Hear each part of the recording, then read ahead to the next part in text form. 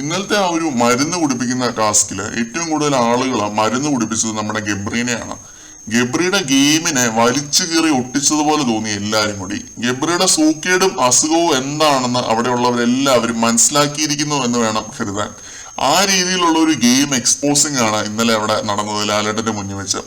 അതിൽ തന്നെ ശ്രീരേഖയും അഭിഷേക് ശ്രീകുമാറും രണ്ടുപേരും ഗബ്രിയെ ചുമ്മാ അടിച്ചൊതുക്കി. രണ്ട് ഡിഫറെന്റ് പോയിന്റുകൾ പറഞ്ഞ അൻസിബയും പിന്നെ സ്വന്തം ഗ്രൂപ്പിലുള്ള അർജുനും വരെ ഗബ്രിയെ പറഞ്ഞിരിക്കുന്നു.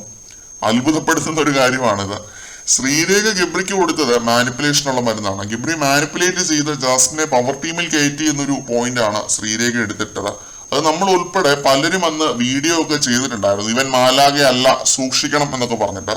വൈൽഡ് കാർഡുകളാണ് ഈ ഒരു പോയിന്റ് വീടിനകത്തേക്ക് എത്തിച്ചത്. അപ്പൊ ശ്രീരേഖ ഇത് കൃത്യമായി ക്യാച്ച് ചെയ്ത് നോട്ട് ചെയ്ത് വെച്ച് ഒരു അവസരം കിട്ടിയപ്പോൾ ഗബ്രിക്കെതിരെ പടുതു.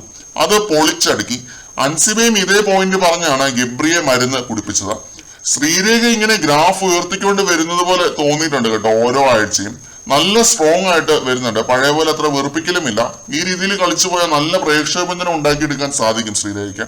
പിന്നെ അഭിഷേക് ശ്രീകുമാർ പറഞ്ഞൊരു പോയിന്റ് ആണ് ഗബ്രി ഒത്തിരി ഡിപ്പെൻഡന്റ് ആണ് എന്നുള്ളത്. ഒത്തു കളിക്കുന്നു എന്നൊരു പോയിന്റ് ആണ് പറഞ്ഞത്. അർജുനും ഈ ഒരു പോയിന്റ് ആണ് പറഞ്ഞത്. പിന്നെ ശരണ്യ ഉണ്ട് കേട്ടോ. ശരണ്യയുടെ പേര് പറയാൻ വിട്ടുപോയി. ശരണ്യയും പറഞ്ഞത് ഗബ്രി ഇൻഡിവിജ്വൽ ആയിട്ട് കളിക്കുന്നില്ല എന്നത് തന്നെയാണ്.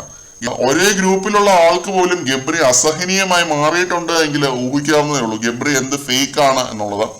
എന്തായാലും ഇത്രയും പേര് ഗബ്രിയുടെ ഗെയിമിനെ എക്സ്പോസ് ചെയ്തത് പുള്ളിക്ക് ഒരു വലിയ തിരിച്ചടി തന്നെയാണ്. പുള്ളിയുടെ ഗെയിമിനെ സംബന്ധിച്ചിടത്തോളം ഗെയിം മൊത്തത്തിലൊന്ന് മാറ്റി പിടിക്കേണ്ട ടൈമാണ് ഈ ഒരാഴ്ച. അടുത്ത ആഴ്ച ഒരു പുതിയ ഗബ്രിയെ നമുക്ക് കാണാൻ സാധിക്കുമെന്നാണ് തോന്നുന്നത്. കാരണം 5 ആഴ്ച കൊണ്ട് കയ്യിൽ നിന്ന് പോയി. ഉണ്ടായിരുന്ന മുഖംമൂടി എല്ലാം അഴിഞ്ഞു വീണു. ഗെയിമും ഇമേജും എല്ലാം പോയി, തീർന്നു. ജാസ്മിൻ പോലും ഒരു സീക്രട്ട് ബാലറ്റ് വന്നപ്പോ തേച്ചു നമ്മുടെ ഗബ്രീനെ. അതാണ് ഗബ്രിയുടെ ഇപ്പോഴത്തെ അവസ്ഥ. വൻ ശോകമാണ്. ആകെ ഫുൾ കയ്യിൽ നിന്ന് പോയി പൊട്ടിപ്പൊളിച്ചിരിക്കുന്ന ഒരു അവസ്ഥയാണ്. താർമാറായിട്ടിരിക്കുന്ന ഒരു അവസ്ഥയാണ്. അതായത് നമുക്ക് നോക്കാം ഗബ്രിയുടെ ഗെയിം എവിടെ ചെന്ന് അവസാനിക്കും എന്നുള്ളത്. ഈ ഒരു സാഹചര്യത്തിൽ നെഗറ്റീവ് ഗെയിം കളിച്ചാണെങ്കിലും പോസിറ്റീവ് ഗെയിം കളിച്ചാണെങ്കിലും ടോപ്പ് 5 ഞാൻ കാണുന്ന ഒരു കണ്ടസ്റ്റന്റ് ആണ്. കാരണം ചർച്ച ഉണ്ടാക്കുന്നുണ്ട്. അതിപ്പോ പോസിറ്റീവോ നെഗറ്റീവോ എന്നാന്നുള്ളതിൽ ഒരു കാര്യമൊന്നുമില്ല. ബിഗ് ബോസിൽ ചർച്ച ഉണ്ടാക്കുക എന്നുള്ളതാണ് മെയിൻ. അപ്പം ഗബ്രി ഒരു ചർച്ച ഉണ്ടാക്കി അങ്ങനെ ടോപ്പ് 5 ചിലപ്പോൾ വന്നേക്കാം. ഇത്തരത്തിലുള്ളൊരു കണ്ടസ്റ്റന്റ് ആണ് ഗബ്രി.